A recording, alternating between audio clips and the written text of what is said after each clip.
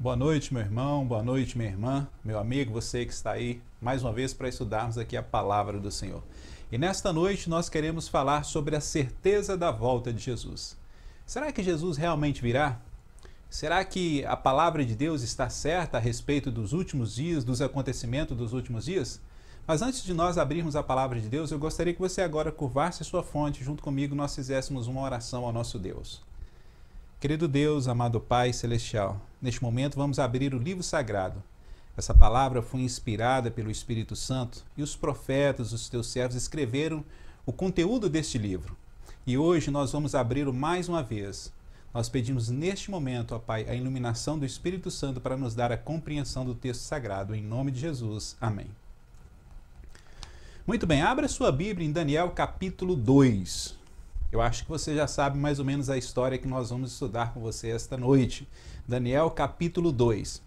Capítulo 2 de Daniel, ele traz a base da interpretação bíblica sobre as profecias. Nós cremos que nós interpretamos as profecias de maneira histórica, ou seja, nós acreditamos que as profecias vão se cumprindo ao longo da história. A história vai acontecendo e nós vamos olhando para a Bíblia, vendo ali o cumprimento profético. E o capítulo 2 de Daniel, ele é um dos mais lindos e mais fáceis da gente entender neste contexto. Abra sua Bíblia em Daniel capítulo 2. Vamos lá, ler os primeiros versos para a gente dar seguimento. No segundo ano do reinado de Nabucodonosor, teve este um sonho. O seu espírito se perturbou e passou-lhe o sono. Então o rei mandou chamar os magos, os encantadores, os feiticeiros, os caldeus, para que lhe declarassem ao rei quais lhe foram os sonhos. Eles vieram e se apresentaram diante do rei. Disse-lhe o rei: tive um sonho, e para sabê-lo está perturbado meu espírito. Os caldeus disseram ao rei em aramaico: ó rei, vive eternamente. Dize o sonho a teus servos, e daremos a interpretação. Respondeu o rei e disse aos caldeus: uma coisa é certa, se não me fizerdes saber o sonho e a sua interpretação, sereis despedaçados, e as vossas casas serão feitas em monturo. Verso 6. Mas se me declarardes o sonho e a sua interpretação, recebereis de mim dádivas, prêmios e grandes honras. Portanto, declarai-me o sonho e a sua interpretação. Responderam segunda vez e disseram: diga o rei o sonho a seus servos, e lhe daremos a interpretação. Tornou o rei e disse: bem percebo que quereis ganhar tempo, porque vedes que o que eu disse está resolvido. Isto é, se não me fazeis saber o sonho, uma só sentença será a vossa, pois combinastes palavras mentirosas e perversas para as proferirdes na minha presença, até que se mude a situação.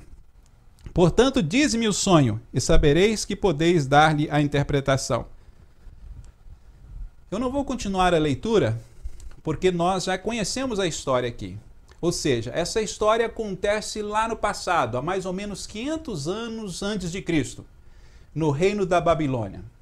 E ali em Babilônia estava cativo Daniel e seus companheiros.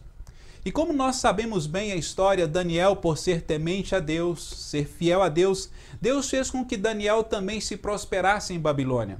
Daniel então se tornou ali em Babilônia um dos sábios, um homem de grande importância na corte do rei.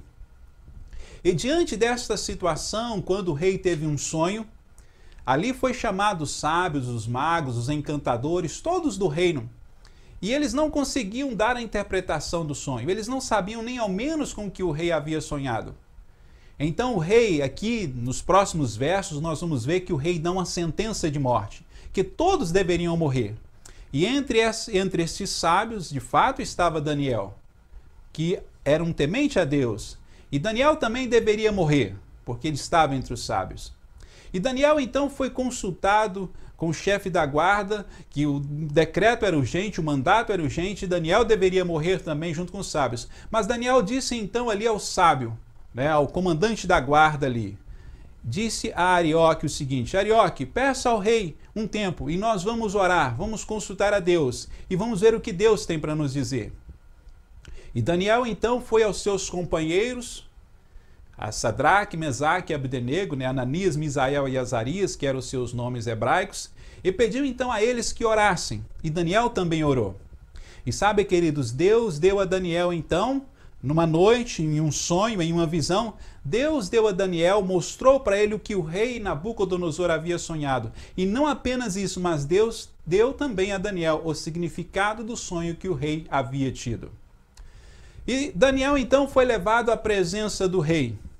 E a palavra de Deus diz que quando Daniel foi levado à presença do rei, Daniel quis deixar bem claro que não havia ninguém que poderia dizer ao rei o significado do sonho, nem mesmo o que o rei havia sonhado. Mas Daniel deixa claro na palavra de Deus que havia um Deus no céu que poderia revelar os mistérios. Havia um Deus no céu que poderia dar o significado do sonho para o rei. E Daniel então agora começa a contar para o rei o significado do sonho. Daniel vai dizer para o rei que ele havia sonhado com uma estátua muito grande, uma estátua terrível, e que esta estátua era dividida em metais, prata, cabeça de ouro, peitos de prata, quadris de bronze, pernas de ferro, pés de barro em ferro. É uma estátua como essa que você está vendo agora na ilustração aí. Cabeça de ouro, peitos de prata, quadris de bronze, pernas de ferro, pés de barro em ferro. Mas o sonho do rei não acabava por aí. Daniel diz que quando o rei estava sonhando e vendo essa estátua, uma pedra surge, uma pedra cortada sem o auxílio de mãos. Ela surge, atinge a estátua, derruba toda a estátua e essa pedra vai crescendo, crescendo até encher toda a terra. Uau, disse o rei. Nossa, Daniel, você é demais. Há em ti o espírito dos deuses. Como pode saber tudo isso? E Daniel não para por aí. Daniel vai dizer agora o que significa o sonho. Mas imagine, o rei não sabia com o que ele tinha sonhado. O rei não lembrava do sonho, mas há um Deus no céu que sabia o significado daquele sonho. E Daniel agora começa então a falar para o rei o que significava aquele sonho, qual era o significado daquele sonho. E Daniel então disse para o rei que o rei Nabucodonosor representava o quê? A cabeça de ouro. E nós vamos colocar agora uma imagem na tela para você dizendo que representava cada reino daquele. A cabeça de ouro, Daniel diz para o rei, representa o teu reino, a Babilônia. Mas depois de ti vai vir um outro reino inferior ao teu, agora representado pelos peitos de prata. Depois dos peitos de prata, que não vai durar para sempre, virá um outro reino, que será inferior à prata, que é o bronze. E depois virá um outro reino ainda, representado agora pelo ferro. E por fim, esse reino representado pelo ferro, ele vai se dividir. Ele vai dividir, gerando várias nações, vários reinos. E aí estarão representados pelo barro e pelo ferro. Observa bem nesta imagem que você está vendo na tela aí agora. Esses reinos divididos agora, eles seriam suplantados, eles seriam substituídos por um reino eterno. Porque Daniel diz, sabe, rei, nos dias destes reis. Agora eu gostaria que você lesse comigo o versículo 44 do capítulo 2. Diz assim, mas nos dias destes reis, o Deus do céu suscitará um reino que não será jamais destruído. Este reino não passará a outro povo, esmiuçará e consumirá todos estes reinos, mas ele mesmo subsistirá para sempre. Como viste que do monte foi cortada uma pedra sem auxílio de mãos, e ela esmiuçou o ferro, o bronze, o barro, a prata e o ouro. O grande Deus do céu fez saber ao rei o que há de ser futuramente. Certo é o sonho e fiel a sua interpretação. Muito bem, agora eu gostaria de chamar a sua atenção para o seguinte. Que sonho foi esse que Nabucodonosor teve? Você já deve ter tido alguns sonhos na sua vida que te perturbaram um pouquinho, não é verdade? E às vezes a gente come um pouquinho a mais ali depois que termina o jantar, ou às vezes, exagera um pouquinho e costuma ter alguns sonhos à noite que nos perturbam. Mas na verdade esse rei aqui, esse sonho que o rei estava tendo, não era um sonho de barriga cheia. Era um sonho dado a ele por Deus, no qual Deus revelava o futuro, no qual Deus trazia para o seu povo no cativeiro a esperança de que tudo passaria. Sabe, este mundo vai passar, as coisas que nós estamos vivendo vai passar. E ali em Babilônia, Deus mostrou para Daniel, através do rei, que o reino de Deus seria estabelecido um dia na terra. E olha o que aconteceu. Nós vemos bem que a história tem se cumprido, que a palavra de Deus tem se cumprido. A Babilônia não durou para sempre. A Babilônia, representada na estátua pela cabeça de ouro, Ela durou um certo período de tempo, mas em um dia, em um determinado momento, e nós sabemos, está registrado no próprio livro de Daniel, no capítulo 5, quando um dos sucessores de Nabucodonosor fazia uma grande festa, um banquete ali, e nesse banquete ele utilizava ali os utensílios que eles haviam trazido do templo lá de Jerusalém. Naquela mesma noite, a Babilônia foi conquistada pelo império dos Medos e dos Persas, caindo assim a cabeça de ouro da estátua. Você lembra que no capítulo 3 de Daniel, Nabucodonosor manda erguer uma estátua toda de ouro, completamente de ouro? Sabe por que Nabucodonosor havia feito aquilo? Porque Nabucodonosor ainda não havia se convertido. Nós vamos ver a história da conversão de Nabucodonosor no capítulo 4 de Daniel. E antes da sua conversão, Nabucodonosor estava querendo dizer que o reino dele duraria para sempre. Ele estava dizendo que o reino dele seria eterno. Mas, querido, Deus, ele não adivinha o futuro. Deus não manipula o futuro. Deus sabe o futuro. E o futuro está nas mãos de Deus. E a Babilônia caiu.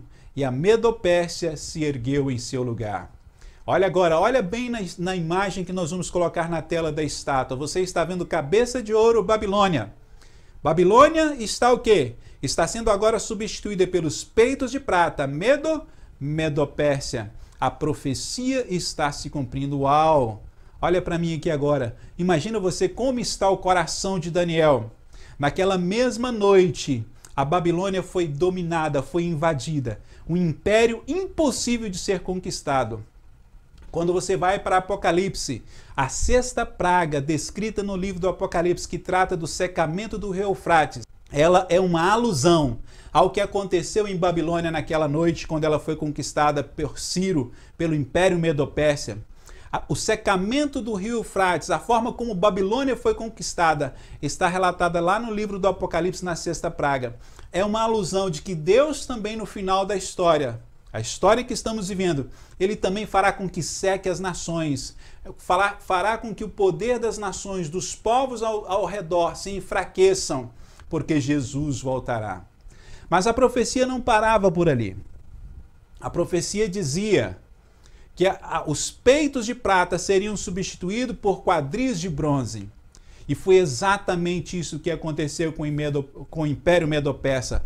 O Império Medo-Persa foi conquistado pelos gregos. E você já deve ter visto falar de Alexandre o Grande, né?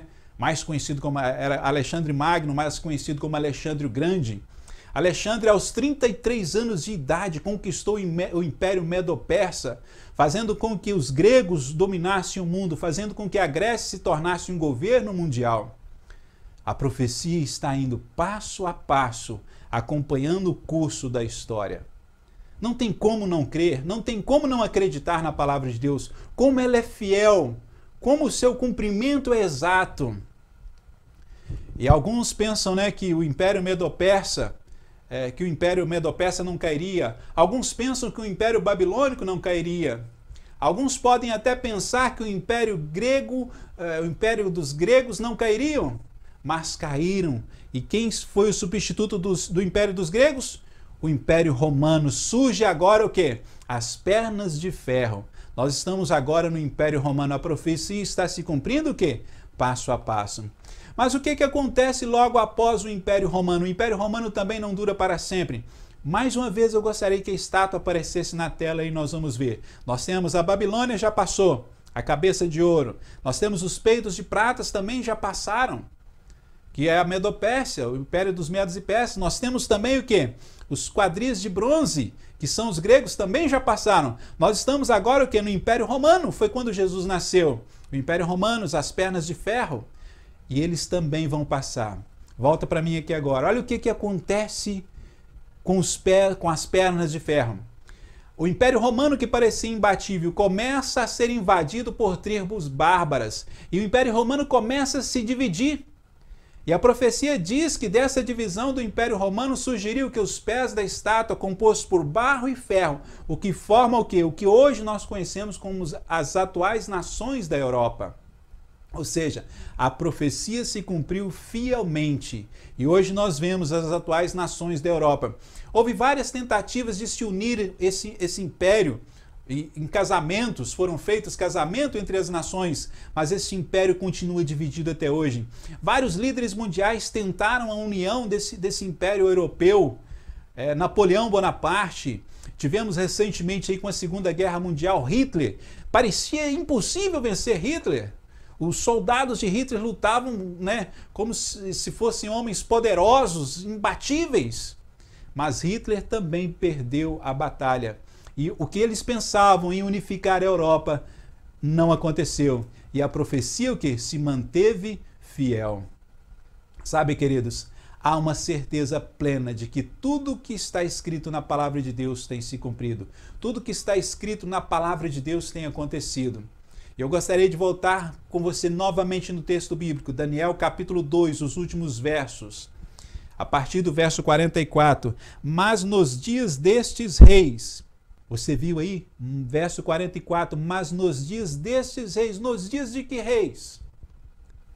Será que é nos dias de Nabucodonosor? Será que é nos dias dos medos e persas? Será que é nos dias dos gregos? Será que é nos dias dos romanos? Não, é em nossos dias, uau, que maravilha! Mas nos dias destes reis, que dia de qual reis? Destes reis que estamos vivendo hoje. Mas nos dias destes reis, o Deus do céu fará o quê? Suscitará um reino que jamais será o quê? Jamais será destruído. Agora imagine uma coisa. Se a Bíblia, se o que está descrito aqui fosse um processo de adivinhação, haveria uma possibilidade de a profecia não se cumprir na sua totalidade. Mas não é um processo de adivinhação que nós temos aqui. Nós temos um Deus que contou para nós a história. E eu gosto muito de uma ilustração que o pastor Rodrigo Silva usa em suas palestras, em suas mensagens. De vez em quando ele conta a história de um garotinho que folheava uma revista de quadrinhos e naquela revista ele observava que o herói estava sempre apanhando. Né? Em cada folha que ele virava, o herói tomava uma coça, apanhava e saía, né?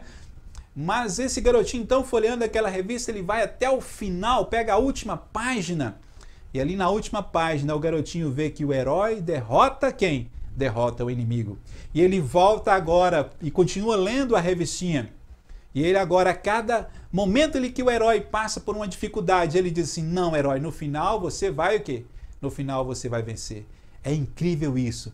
Mas quando nós abrimos a Bíblia e estudamos as profecias, é como esse garotinho da história. Nós estamos vendo agora o quê? O final da história. Você já imaginou? Está muito perto de Jesus voltar. Pare para pensar um pouquinho, queridos. O mundo em que estamos vivendo é o quê? É chamado na profecia de tempo do fim.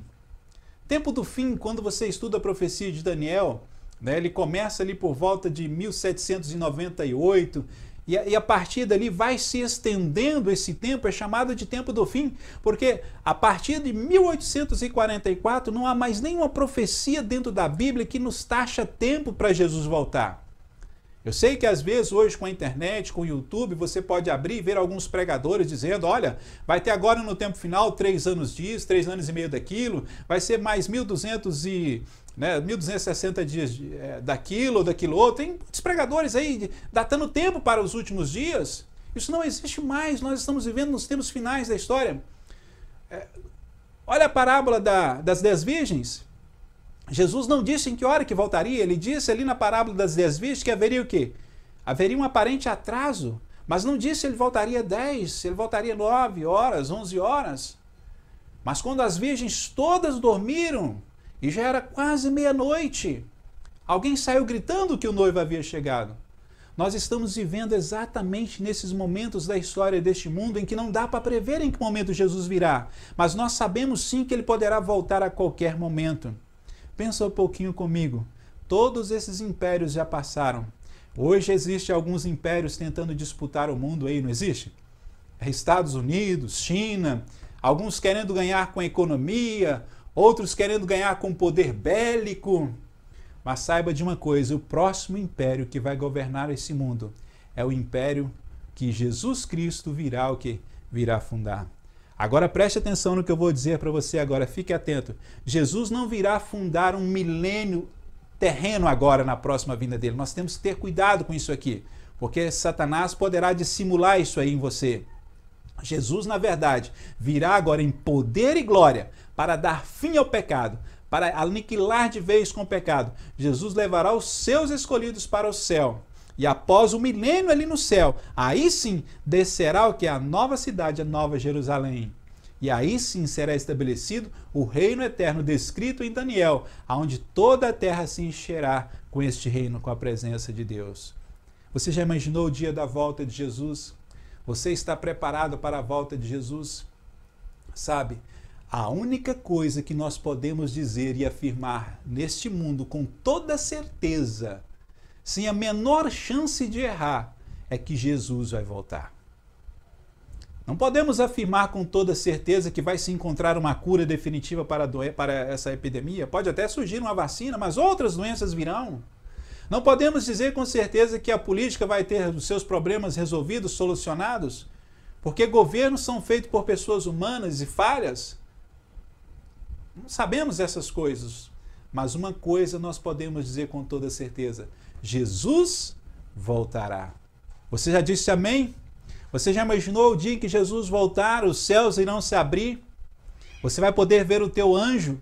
Você já imaginou os seus olhos agora se abrindo e você vendo o teu anjo aí do teu lado? Você já imaginou quantas sepulturas vão se abrir? Quantos encontros serão? Quantos reencontros teremos? Já parou para imaginar no dia da volta de Jesus? Na abertura do 6º selo fala de trevas sobre a terra. Queridos, haverá trevas sobre a terra. Haverá escuridão neste mundo. Haverá terremotos qual nunca houves. Perca nas comunicações, as televisões irão falhar, os aparelhos eletrônicos irão falhar. Haverá no campo magnético da Terra algo extraordinário, impedindo com que as comunicações sejam feitas. O planeta inteiro será abalado, o planeta inteiro será o quê? Será sacudido. Porque Jesus está o quê? Jesus está voltando. Não é de arrepiar? Não é bom? Sabe, quando eu era menino, eu ficava vendo aquelas ilustrações das pessoas naqueles folhetinhos da igreja, mostrando Jesus voltar. E eu ficava incomodado que algumas pessoas colocavam os braços assim. Havia outro com os braços, aqui não vai aparecer na câmera, vai sair um pouquinho fora, mas havia outros com os braços bastante estendidos. Havia outros chorando, outros fugindo. Querido, em que grupo você estará no dia que Jesus voltar? Sabe, para aqueles que dormiram em Cristo, a volta de Jesus é como um piscar de olhos.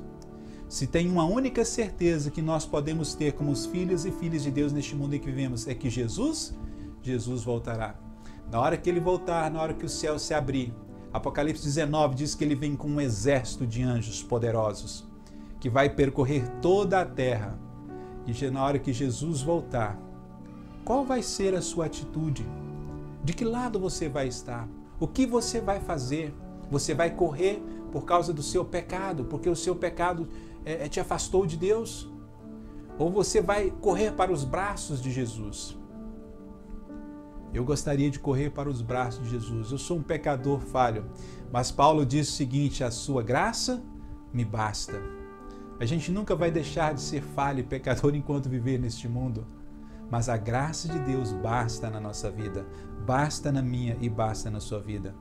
Se você tem desejo de um dia ser abraçado por Jesus, se você tem desejo de um dia encontrar com Jesus, feche agora os teus olhos e ore junto comigo.